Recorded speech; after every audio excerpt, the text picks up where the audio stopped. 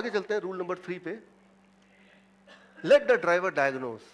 एक expert driver आपने देखा, आप में से काफी लोग एक्सपर्ट ड्राइवर हैं, जैसे ही वो गाड़ी में बैठता है, जैसे ही वो स्टीयरिंग पकड़ता है, जैसे ही थोड़ा गाड़ी बढ़ती है, उसको एहसास हो जाता है कौन सी दरवाजा खुला है, कौन सा दरवाजा खुला है।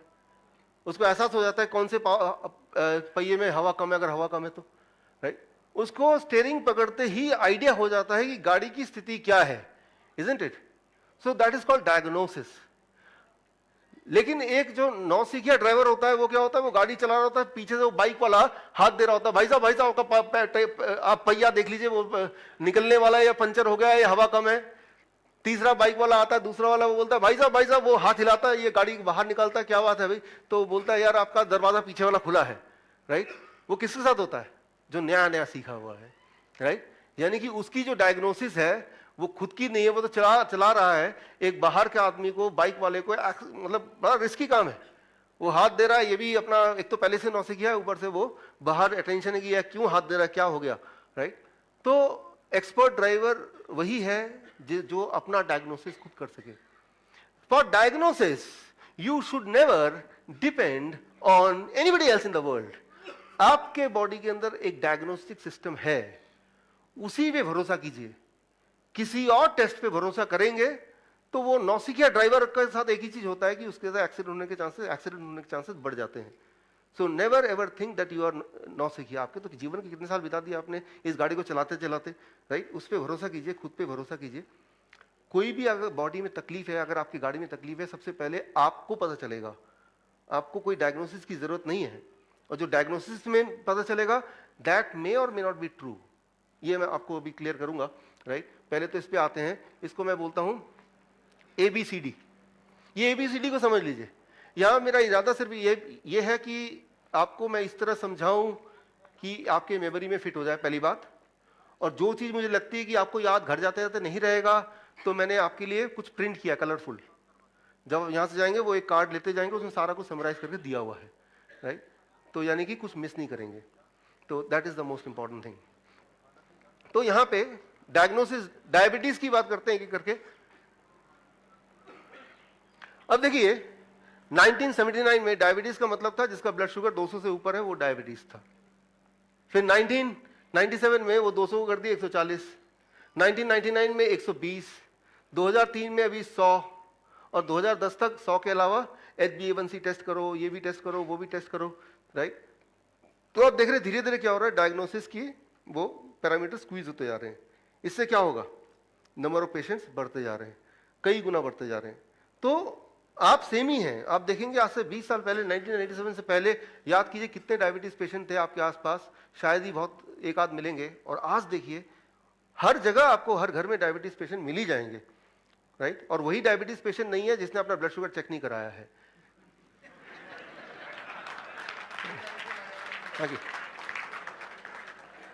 जो भी अपना ब्लड शुगर चेक कराएगा, डॉक्टर बोलेगा या तो डायबिटीज 100 से ऊपर है तो डायबिटीज है, और दवा लो 100 से नीचे तो प्री डायबिटीज, डायबिटीज हो जाएगा। या तो आप बीमार हैं तो दवा लेनी चाहिए, या बीमार होने वाले हैं तो भी दवा लेनी चाहिए, राइट। तो यानी कि हेल्दी इंसान मेडिकल साइंस के हिसाब से कोई हेल्दी है ही नहीं, हेल्दी हो ही नहीं सकता। आइदर आप बीमार हैं डायबिटीज, या बीमार होने वाले pre diabetes. Hypertension, pre hypertension, दोनों में से कोई तो होगा, राइट। तो अब कोलेस्ट्रॉल की बात करेंगे। 1978 होना चाहिए, 1978 में कोलेस्ट्रॉल के जो फिगर्स थे वो 300 से ऊपर अगर टोटल कोलेस्ट्रॉल होगा तो हाई कोलेस्ट्रॉल बोलते थे। 1997 में 240 कर दिया उसको, 98 के बाद 200 कर दिया, और उसके बाद टिल रिसेंटली ट्राइग्लिसराइड आ गया, गुड कोलेस्ट्रॉल आ गया, बैड कोलेस्ट्रॉल आ गया। और आज की बात करें राइट नाउ, अगर आप किसी डॉक्टर के चैम्बर में जाते हैं तो कोई टेस्ट की जरूरत नहीं है, आपकी उम्र पूछेंगे, 40 साल से ऊपर है तो कोलेस्ट्रॉल दवा तो ले ही लो आप। That is a new rule, right. तो अगर आप सोचते हैं कि डायग्नोसिस के लिए मुझे डॉक्टर पर निर्भर होना है, तो that is something foolish, right. वो वैसे ही होगा कि नौसिखिया आसपास की से एक्सपेक्ट करेगा कि वो बताएगा कि आपकी गाड़ी कैसे चल रही है, राइट। वो खतरनाक है, वो डेंजरस है, राइट। और आप मानिए, हैव कॉन्फिडेंस इन योरसेल्फ, अपने जीवन के इतने साल बिता दिए उस गाड़ी को चलाते हुए जो कि आपकी बॉडी है, तो आपका कंट्रोल ठीक ही होगा, राइट। आपको बस भरोसा करना है उस पर। ब्लड प्रेशर की बात करें तो ये बहुत सिंपल है। 97 से पहले 160/100 अगर किसी की ब्लड प्रेशर होती थी तो उससे ज्यादा हो तो ही उसको दवा देते थे। 97 के बाद 140/90 कर दिया गया, अब 120/80, राइट नाउ इट इज 120/80, इससे ज्यादा हो तो दवा लेना है। ये लगातार घटता जा रहा है। ब्लड प्रेशर क्या है? मैं यहां खड़ा हूं, अचानक देखा एक सांप है, अब क्या होगा? I will just jump, right? मैं अलर्ट हो जाऊंगा, मेरी हार्ट बीट बढ़ जाएगी, मेरा पल्स रेट बढ़ जाएगा, राइट? मेरे पूरा ध्यान होगा कि मैं अपने को कैसे बचाऊं। इस वक्त कोई अगर मेरा ब्लड प्रेशर चेक करेगा तो कितना आएगा? 200/100। तो क्या मैं बीपी का पेशेंट हूं? Certainly not. ये मेरा एक सेफ्टी मैकेनिज्म है जो बॉडी ने बनाया है, कुदरत ने दिया है। जैसे कोई जिराफ है, जैसे ही उसको एहसास होता है कि कहीं आसपास शेर है, उसका हार्ट बीट बढ़ जाता है, वो ज्यादा अच्छी तरह देख पाता है, ज्यादा अच्छी तरह सुन पाता है, उसके टांगों में ज्यादा ब्लड चला जाता है और वो पूरी तैयारी में है कि कैसे लड़ा जाए या बचा जाए, राइट? तो ये कुदरती मैकेनिज्म है ब्लड प्रेशर। आप क्या करते हैं? जैसे ही आप डॉक्टर के पास जाते हैं ब्लड प्रेशर चेक करने, जैसे ही डॉक्टर को देखते हैं, ब्लड प्रेशर अपने आप बढ़ जाता है। जितना बड़ा डॉक्टर उतना ज्यादा ब्लड प्रेशर, जितना बड़ा हॉस्पिटल उतना ज्यादा हार्ट बीट। फिर डॉक्टर चेक करता है, बोलता है देखो आपका ब्लड प्रेशर कितना ज्यादा है। आप भी देखते हैं वाकई में ज्यादा है। अरे वही तो जिम्मेदार है आपके ब्लड प्रेशर का। Thank you friends. और जैसे ही आप वापस आते हैं, हॉस्पिटल से बाहर निकलते हैं, ब्लड प्रेशर फिर नॉर्मल हो गया। मेडिकली से कहते हैं white coat syndrome. White coat syndrome, white coat देखते ही ब्लड प्रेशर बढ़ जाना। 70 से 80% वो लोग जो दवा ले रहे हैं इस वक्त, मैं उनकी बात कर रहा हूं। Among those जो मेडिसिन ले रहे हैं हाई ब्लड प्रेशर की, 70 to 80% वो लोग हैं जो हाई ब्लड प्रेशर के शिकार नहीं है, वो व्हाइट कोट सिंड्रोम के शिकार हैं। यानी कि वो यूं ही दवा ले रहे हैं क्योंकि वो चेक करते वक्त इट वेंट अप, राइट? तो पहली बात तो ब्लड प्रेशर कितना भी रहे उससे दवा से कुछ होने नहीं वाला। मैं आपको एग्जांपल देता हूं। अगर लगता है कि दवा ले रहे हैं, कई बार पूछता हूं क्यों दवा ले रहे हैं, ताकि प्रिकॉशन के लिए ले रहे हैं। क्या प्रिकॉशन बताइए आप अपने नॉलेज से, कि कोई हार्ट अटैक ना आ जाए, ब्रेन स्ट्रोक ना आ जाए, यही प्रिकॉशन कुछ? अब इसको समझिए 1 मिनट के लिए, आपको आइडिया हो जाएगा। मान लीजिए मेरे पास ये पाइप है, इस पाइप को मैंने नलके में लगा दिया, पानी ऑन किया, अब पानी आ रहा है, पाइप को मैं पकड़ लूं जोर से तो पानी की स्पीड बढ़ जाएगी, प्रेशर बढ़ेगा घटेगा? बढ़ेगा। ये जो डायमीटर जितना कम होगा उतना प्रेशर बढ़ेगा। क्लियर है? डायमीटर कम होगा प्रेशर बढ़ेगा। क्लियर है ये, राइट? वाटर प्रेशर बढ़ेगा जितना डायमीटर कम होगा। ठीक उसी तरह से आप मानिए कि ये ब्लड वेसल है, ब्लड जा रहा है। मैंने आपको दिखाया था कि धीरे धीरे ब्लॉकेज होती तो डायमीटर घटता है। जैसे से ब्लॉकेज होता है डायमीटर घटता है, जैसे से डायमीटर घटेगा तो प्रेशर बढ़ेगा। तो जब भी किसी का ब्लड प्रेशर हाई है, कंसिस्टेंटली लगातार कुछ दिनों में, महीनों में हाई है, इसका मतलब ब्लॉकेज है, राइट? अब अगर हम ब्लड प्रेशर की दवा ले लेते हैं तो वो हार्ट को फोर्स करता है कि ब्लड को कम प्रेशर से जाओ, भेजो, तो ब्लड प्रेशर घट गया, लेकिन हार्ट अटैक के चांसेस घटे क्या? वो नहीं घटेंगे, क्योंकि वो तो कनेक्टेड है, उस ब्लॉकेज है या वो नहीं है। ब्लड प्रेशर की दवा ब्लॉकेज को नहीं छेड़ती है, उसको नहीं सुधार रही है। ब्लड प्रेशर की दवा आपके हार्ट को फोर्स कर रही है कि वो धीरे धीरे पंप करे। इसीलिए जो लोग ब्लड प्रेशर की दवा लेते हैं उनमें ज्यादातर लोग with in 1 year of taking the blood pressure medicine they become important, infertile, right? Sexual dysfunction, ये सारी बीमारियां आती हैं क्योंकि सेक्सुअल फंक्शनिंग के लिए high blood pressure is very important, right, at a particular stage. So मैं ये बोलना चाह रहा हूं कि ब्लड प्रेशर की दवा से आपका प्रोटेक्शन हो रहा है, ऐसा नहीं है। ब्लड प्रेशर जरूर ब्लड प्रेशर घटा रहा है, लेकिन हार्ट अटैक का संबंध अगर है तो वो हार्ट की ब्लॉकेज से है, और ब्लॉकेज का संबंध है ब्लड प्रेशर से, राइट? तो दवा से आप ब्लड प्रेशर घटाएंगे तो ब्लड प्रेशर कम दिखेगा मॉनिटर में, लेकिन उससे chances of heart disease will not reduce.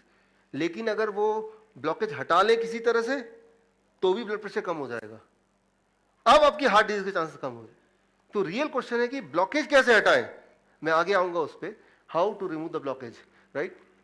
मान लीजिए मैं आपसे पूछता हूं इस शहर में यहाँ पे what is the safe driving speed, बताइए, जिसमें गाड़ी सेफली चल पाए। 40, 60, मैं 40 ले लेता हूं, राइट? तो मैं 40 की स्पीड, मैंने कुछ ऐसा लगाया जुगाड़ कि जब भी मेरी गाड़ी स्टार्ट होगी एग्जैक्टली 40 पे स्टार्ट होगी, ना तो कम ना ज्यादा, exactly 40। Will that be safe? Certainly not. As an expert driver मुझे पता है कि हर पल मैं सर्कमस्टेंस देखूंगा, I will see the circumstance, right, और उसके हिसाब से मैं गाड़ी को, अपनी स्पीड को मैनिपुलेट करूंगा। कई बार हो सकता है कि 100 किलोमीटर की स्पीड जब मैं ओवरटेक कर रहा हूं, 100 की स्पीड भी जरूरत पड़ सकती है मुझे। जैसे अगर आप देख रहे हैं कि कोई सांप मेरी तरफ आ रहा है तो मेरा ब्लड प्रेशर बढ़ेगा, 200/100 भी हो सकता है, राइट।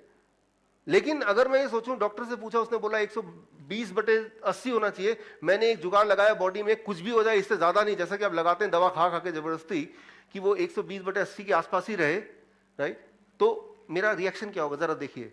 यहां से सांप आ रहा है, अचानक मैंने देखा और वो सांप ऑलमोस्ट आ चुका था, माई रिएक्शन, ब्लड प्रेशर 120/80 पे मैंने उसको रोका हुआ है, तो मेरा रिएक्शन होगा ठीक है आने दो, कोई बात नहीं। तो सोचिए, ये जो फीलिंग है, डर का एहसास है, एहसास डर का या अलर्टनेस का, या मुझे बचना है या खतरे की घंटी है, ये एहसास आता कहां से है? ये एहसास आता है कि जब ब्रेन हार्ट को बोलता है, हार्ट कई सारी चीज मैनिपुलेट करता है, कई सारे ऐसे हार्मोन प्रोड्यूस करता है कि एकाएक ब्लड प्रेशर बढ़ जाता है। Along with that alertness and fear, वो सारी चीज तब आती है, राइट। तो आपकी जो सोच है, आपकी जो इमोशंस है, they are not independent of your blood pressure. इसीलिए देखा गया, आप में से कुछ लोग मानेंगे, जो लोग ब्लड प्रेशर की दवाइयां लेते हैं वो कुछ समय में जाके डिप्रेशन की दवाई भी उनको लेनी पड़ती है, right. They started becoming depressed, क्योंकि वो forceful depression, forcefully blood pressure को रोका जा रहा है। तो मैं यहां पे ये बताना चाह रहा हूं बहुत ही शॉर्ट में कि अगर आप में से कोई ब्लड प्रेशर की दवा ले रहे हैं और सोच रहे हैं कि ब्लड प्रेशर की दवा लेके मैं कोई प्रोटेक्शन कर पा रहा हूं किसी तरह से, तो surely it is not going to happen, वो ना करें। तो छोड़ना कैसे, दोबारा से वो सवाल है। उसके लिए 7वां रूल तक हमें जाना पड़ेगा, how to drop it, right. छोड़ें कैसे, राइट, क्योंकि एक ऑलरेडी बॉडी को एक आदत पड़ चुकी है, कई साल तक ले रहे हैं तो आदत पड़ चुकी है, राइट। तो वो एक दिन में नहीं छोड़ सकते, वो धीरे धीरे छोड़ सकते हैं, 2 दिन, 3 दिन, 4 दिन, किसी किसी के केस में 7 दिन या 15 दिन। लेकिन हाउ टू डू इट वो मैं आपको बताऊंगा। लेकिन उससे पहले एक को डिस्कस कर लेते हैं। आज का जो बुक लॉन्च है वो इसी पे है, एड्स पे। एड्स हमारे आनंद वेदांत जी कहाँ पे है? ऊपर ही है कहीं यहाँ पे? हाँ पीछे, पीछे है, ठीक है। यहाँ है नहीं ना, ठीक है। उनके बारे में मुझे कुछ चुगली करनी थी, ठीक है, जल्दी बता देता हूँ। जैसे ही मैंने बोला कि एक बुक लॉन्च भी होने वाली है और वो HIV एड्स पे है। आ गए? अच्छा, अब तो मैंने शुरू कर ही दिया है। हाँ, वेदांत जी आप बस यहीं रहो। तो जैसे उन्होंने सुना कि आज बुक लॉन्च भी मैं करूँगा HIV एड्स, HIV एड्स यार इसको रहने देते हैं यार, किसी और दिन कर लेना इसको। तो मतलब HIV एड्स जो नाम है, वो नाम से ही हमें मतलब एक उससे कैसे बचा जाए, जैसे कि वो नाम लेने से ही किसी को HIV हो सकता है। तो ये एक भ्रम है आज के जमाने में कि ये नाम तक हम लेना नहीं पसंद करते, सुनना नहीं पसंद करते। तो आप सोचिए कि माहौल, ये सिर्फ मैं आनंद वेदांत की बात है, किसी एक की बात नहीं कर रहा हूं, मैं हमें से हर एक की बात कर रहा हूं कि इस तरह से वो साइकोलॉजिकली फियर हर एक के दिमाग में इतना ज्यादा घुसा हुआ है कि वो नाम इटसेल्फ से ही रोंगटे खड़े हो जाते हैं, नाम से ही। लेकिन मेरे इस लेक्चर का या हमारे जो ग्रुप का मकसद ये है कि आपके मन से डर भागे, और वो तभी हो सकता है जब पूरा कंट्रोल आपके हाथ में हो। तो इसको जरा 2 मिनट सुनिए कि HIV एड्स कोई नई बीमारी नहीं है, वो नया नाम दिया गया है कुछ बीमारियों को। मैं आपको हिस्ट्री बता रहा हूं 1 मिनट में। कोई सवाल वगैरह होंगे तो आप लिखते ही जा रहे हैं, मैं ये अज्यूम कर रहा हूं, क्योंकि मैं अभी लगातार बोल रहा हूं, आपको बोलने का मौका नहीं दे रहा। 1981 में 12 बीमारियों को इकट्ठा किया गया, जैसे डायरिया है या फिर ट्यूबरकुलोसिस है या निमोनिया है, इस तरह के 12 बीमारियां, कुछ तरह के कैंसर हैं, कि ये 12 बीमारियां अगर किसी को हो जाए तो उसको ये वाला टेस्ट कराना, वो टेस्ट ये वाला एक टेस्ट कराना, मैं बताता हूँ इसके बारे में।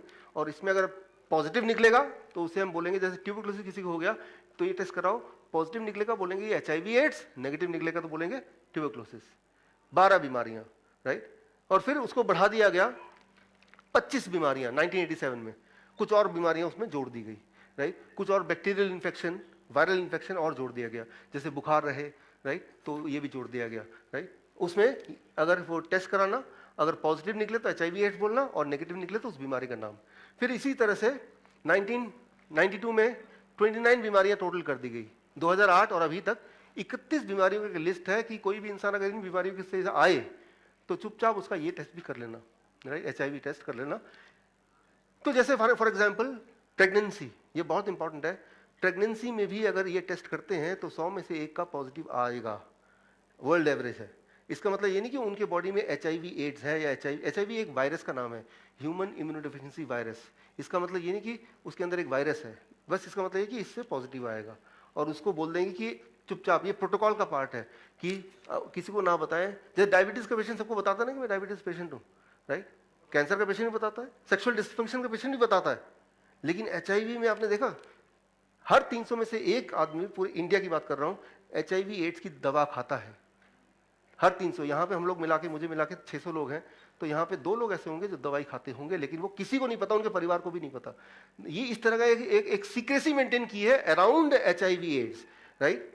तो जैसे कि कोई काला पानी हो गया हो, कोई एक मुजरिम है वो आदमी, ऐसा एक भावना क्रिएट कर दिया ताकि वो लोग किसी से बात ना कर पाए, किसी को अपनी बात ना बता पाए, और वो जो सीक्रेसी है वो सीक्रेटली मेंटेन हो।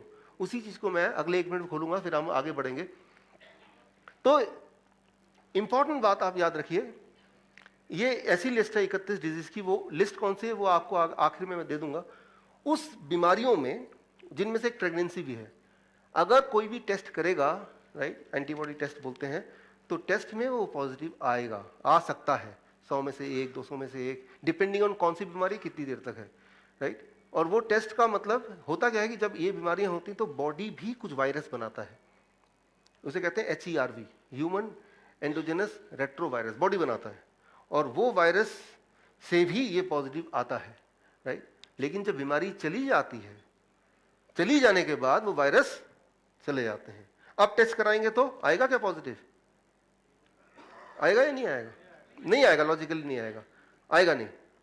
लेकिन आपने देखा होगा, जितना आपको आइडिया है, कि जो लोग एक बार HIV पॉजिटिव है तो जीवन भर HIV पॉजिटिव रहते हैं। जीवन भर कैसे रहेंगे कि HIV की दवा होती है, उसके बारे में बाद में टाइम मिलेगा क्वेश्चन राउंड में, तब हम डिस्कस करेंगे खुल के। तो वो दवा जैसे ही कोई लेगा तो वो दवा लगातार उस वायरस को बॉडी में बनाते रहेगा, right. It will continue to make that virus inside the body. वो दवा तो ले ही रहा लगातार, गवर्नमेंट तो फ्री देती है, और वो वायरस बनता रहता है। तो he will continue to remain HIV positive, right. तो इसके बारे में आगे बात करेंगे। मैं सिर्फ इतना बोलना चाह रहा हूं कि ये एक बहुत बड़ा, जैसे आपने डायबिटीज के बारे में आज देखा भी, ABP न्यूज का वो जो भी आपने देखा क्लिप, कोलेस्ट्रॉल हो, BP हो, ठीक इसी तरह से एड्स भी, राइट। जैसे वैक्सीनेशन है कि भाई किसी तरह से आपके जीवन का कंट्रोल, राइट, किसी और के हाथ में हो जाए, उसके लिए कुछ कानून, कुछ नियम, आज से 200 साल पहले, 300 साल पहले पंडितों ने कुछ नियम बनाए थे, है ना, ताकि वो उस नियम के अनुसार चलेंगे तो कुछ कंट्रोल उनके हाथ में। तो हर समाज के कुछ पंडित होते हैं, वो नियम बनाते हैं, जिसको साइंस का नाम दे दें, कोई रिलीजन का नाम दे दें, कोई भी नाम दे दें, लेकिन हमारा मकसद ये है कि हर एक का कंट्रोल हर एक के हाथ में हो, किसी और के हाथ में ना हो। सो डायग्नोसिस, कोई भी डायग्नोसिस हो, you should not depend on anybody else, right. इसको आगे चलते हैं डायग्नोसिस की दुनिया में। मैं आपको उदाहरण दे रहा हूँ, ये मैंने आपको बताया था, ये उदाहरण दूंगा मैं। मान लीजिए ये इन्वेस्टिगेटिव रेडियोलॉजी जर्नल 1991, 10 लोग आपने ले लिए जो परफेक्टली हेल्दी है, कोई भी 10 लोग चुन लीजिए परफेक्टली हेल्दी, और उन सबको अल्ट्रासाउंड कराइए, और वर्ल्ड एवरेज है 10% के बॉडी में गॉलस्टोन मिलेंगे। वो इतने बड़े साइज के होंगे कि डॉक्टर बोलेगा अभी सर्जरी कराओ, नहीं तो आपकी मृत्यु निश्चित है। 10%, मतलब मैंने आपको बताया था कि at any point of time gallstone हो सकता है, और वो निकलेगा भी, लेकिन निकलने के बाद आउटकम क्या होगा? पेशेंट के मन में भय, उनके परिवार वालों के मन में भय। अब क्या होगा कि उस गॉलस्टोन को किसी भी तरह से निकालो। जब वो निकालेंगे, याद रखिए कि हमारी बॉडी को भगवान ने पैक करके भेजा है निकालने, खोलने के लिए नहीं।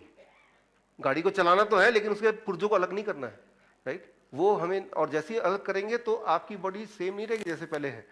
तो ये सर्जरी वाली बात मैं अगले नियम में आऊंगा, लेकिन मैं यहाँ पे कुछ उदाहरण दे रहा हूँ। ठीक उसी तरह से अगर बैक पेन जिनकी हिस्ट्री नहीं है, ऐसे 10 लोग ले लीजिए जिनको जीवन में कभी बैक पेन ना था ना कभी है, बिल्कुल परफेक्टली हेल्दी है, एथलीट है, उन सबके सबको अगर आप बोलेंगे चलो स्कैन करा के देखो, राइट, सो MRI करा के देखो, तो और डॉक्टर को नहीं बताया कि भाई ये इनमें से कोई पेशेंट नहीं है, एक्चुअली ये यूं ही करा रहे हैं, लेकिन डॉक्टर को सिर्फ ये बताया कि इन 10 के 10 को बहुत दर्द है, तो वो किसी 50-50% तक को बता देगा कि भाई आपके डिस्क में वाकई में दिक्कत है और बहुत भयंकर दिक्कत है, उसमें सर्जरी की जरूरत है। ये मैं नहीं बोल रहा हूँ, ये ऑलरेडी मेन स्ट्रीम जर्नल जो है new England Journal of medicine, new England Journal of medicine number 1 medicine है, जर्नल है दुनिया का, टॉप के 1 या 2 में आता है। British medical journal, new England Journal of medicine top के 1 या 2 में आता है। इस जर्नल में आने का मतलब कि उसमें ज्यादा क्वेश्चन नहीं है फिर, राइट।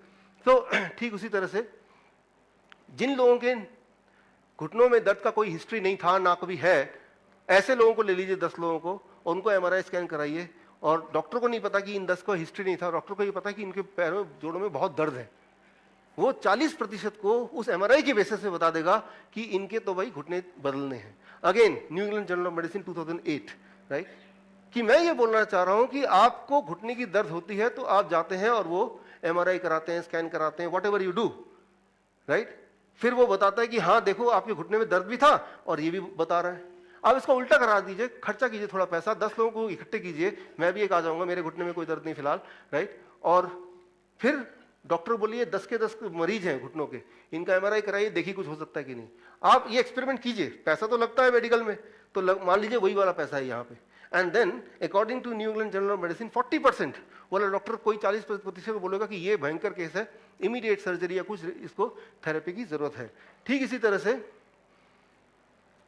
कैंसर के केस में अगर बात करें कि कैंसर का लंप, राइट, कई बार बोलते हैं कि स्कैन कराया मुझे ट्यूमर दिखाई दिया, वो कैंसरस ट्यूमर हो सकता है तो बायोप्सी किया, ये सारी चीजें मैं आपको पहले ही बताया। और अब यहाँ पे देख लीजिए again new England Journal of medicine कि 35% लोगों के जो लंप होंगे जो सीटी स्कैन में आए हैं, वो डॉक्टर प्रिडिक्ट करेगा कि ये लंप कैंसरस लंप हो सकते हैं, 35%, राइट। जबकि 99.9% केसेस में उन लंप का या उस ट्यूमर का कैंसर से कोई कनेक्शन एक्चुअली नहीं होता है।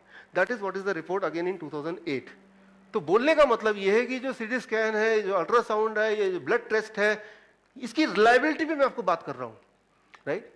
कि रिलायबिलिटी हमें तब पता चलेगी जब एक हेल्दी आदमी का चेक करेंगे, और तब वो डॉक्टर को नहीं पता कि वो हेल्दी है कि नहीं है, उसके लिए वो पेशेंट है। अब देखिए वो डॉक्टर क्या बोलता है।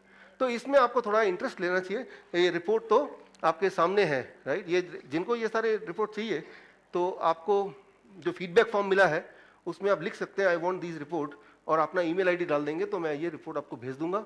इसके डिटेल वाले भी भेज दूंगा, जिसको और इंटरेस्ट है, गहराई में जाना है, राइट। या इसको इस तरह के कई सारे रिपोर्ट हैं, इनको स्किप करते हैं, आगे चलते हैं।